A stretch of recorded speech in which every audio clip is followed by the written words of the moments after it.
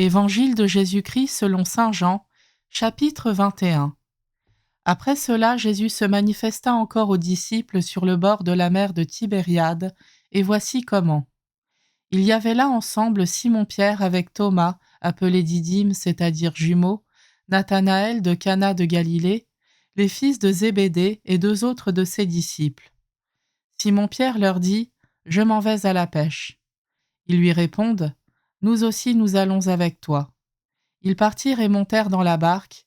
Or, cette nuit-là, ils ne prirent rien.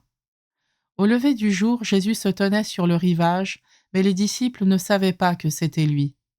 Jésus leur dit : « Les enfants, auriez-vous quelque chose à manger ?»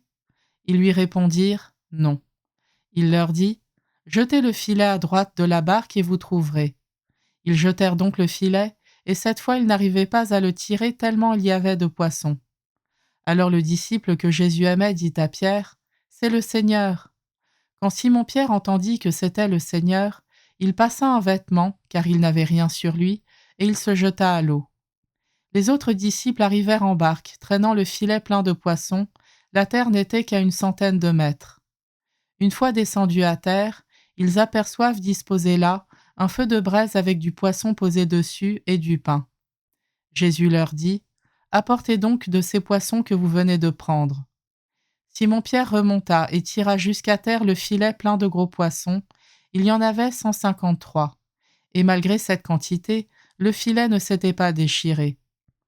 Jésus leur dit alors : « Venez manger. » Aucun des disciples n'osait lui demander : « Qui es-tu » Il savait que c'était le Seigneur. Jésus s'approche, il prend le pain et le leur donne, et de même pour le poisson. C'était la 3e fois que Jésus ressuscité d'entre les morts se manifestait à ses disciples.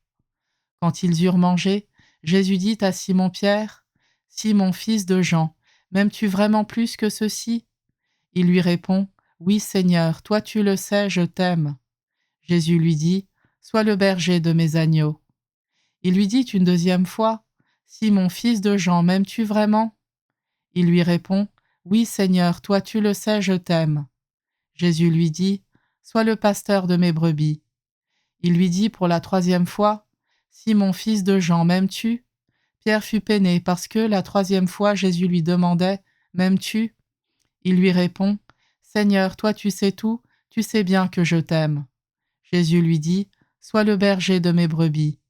Amen, amen, je te le dis, quand tu étais jeune, tu mettais ta ceinture toi-même pour aller là où tu voulais.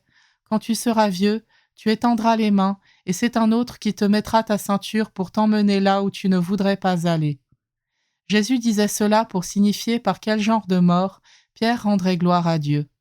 Sur ces mots, il lui dit : « Suis-moi. » S'étant retourné, Pierre aperçoit, marchant à leur suite, le disciple que Jésus aimait. C'est lui qui, pendant le repas, s'était penché sur la poitrine de Jésus pour lui dire : « Seigneur, quel est celui qui va te livrer » Pierre, voyant donc ce disciple, dit à Jésus : « Et lui, Seigneur, que lui arrivera-t-il » Jésus lui répond : « Si je veux qu'il demeure jusqu'à ce que je vienne, que t'importe.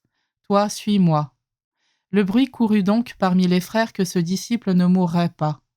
Or, Jésus n'avait pas dit à Pierre qu'il ne mourrait pas, mais « Si je veux qu'il demeure jusqu'à ce que je vienne, que t'importe » C'est ce disciple qui témoigne de ces choses et qui les a écrites, et nous savons que son témoignage est vrai. Il y a encore beaucoup d'autres choses que Jésus a faites, et s'il fallait écrire chacune d'elles, je pense que le monde entier ne suffirait pas pour contenir les livres que l'on écrirait.